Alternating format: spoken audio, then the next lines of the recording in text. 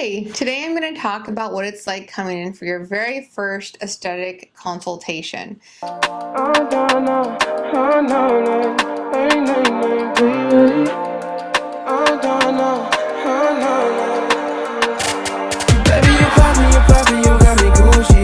You got them boys on the pressure, you like a movie. I'm down to love you forever, ain't So nothing this is new. the best way to start a relationship with your provider or the practice that you're going to. But always think about your provider too. This is a relationship that you want to build over time. So once you decide where you want to go for your treatment, book a consultation. Most of the time they are complimentary. So you just call in and say, I want a complimentary consultation.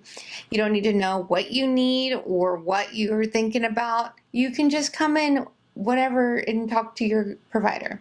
So once you have your appointment, you come in. Usually it's best to just wear sunblock or sunscreen, as little makeup as possible. Maybe some eyebrows or eyelashes, eyeshadow, that's fine. But wearing any foundation or face makeup is going to hinder our consultation a little bit.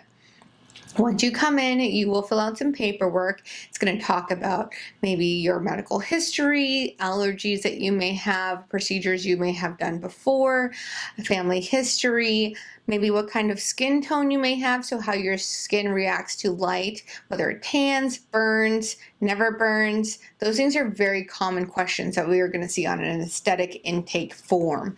And they're very important for your provider too, because they help us decide which treatments are appropriate for you and which treatments may go best and not so well for you. We're also going to want to know, like I mentioned before, about allergies. There are a couple of treatments that do have allergy kind of contraindications, which means actual non-treatment protocol for them. Some of them are the toxins that we might use. Toxin sounds like a scary word, but it's not. It's just the Botox or Dysport, Jeuveau that you put around to stop the wrinkles. But if you have a true egg allergy or a true milk allergy, meaning that you can't have any of that and it causes your throat to close up and you have to go to the hospital, then those treatments aren't for you.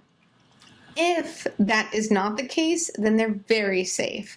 A lot of people have treated with these for over 35 years and they are completely okay. There are also some questions about lidocaine, which is often used in our treatments.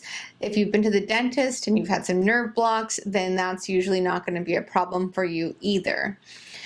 There may be some questions about scarring. Do you have any raised scars, keloids, hypertrophic scars, anything like that? We want to talk about any other desires you may have, like laser hair removal or hyperpigmentation of the skin, what your skin regimen is like. All those things you should be prepared to answer on your intake form. Once those get answered, you'll head back and see your provider. Your provider is going to ask you more in-depth questions about what you filled out on that treatment form. So after looking over your intake form, as a provider, we're going to decide what kind of things are a priority to you. That's where we start to talk about, are you looking for wrinkle reduction, skincare, energy devices, maybe filler or collagen stimulation, laser hair removal, or just an overall prioritization list of how you're going to execute this plan of enhancing your beauty. So in summary, your first time aesthetic consult should be pretty relaxed. Don't feel obligated to do anything on the first date, as I say. Just get to know your provider, see what your options are, get some quotes, find out if this is in your budget or if you need to kind of figure it out as far as what your goals are. Know what you need to do first to potentiate your other treatments and make them more impactful. So if you need to build up some of your collagen and elastin with products, do that first and then go to your energy devices. If you are struggling with some wrinkles, that can be a tox on your next treatment. Don't feel rushed and don't feel obligated to do a treatment on your first day. You've already waited this long to go in. So what's another week or maybe a couple days or 2 weeks, a month? Whenever you're feeling comfortable is the best time to treat. But when your lines get deeper, it does get harder to, make a bigger impact.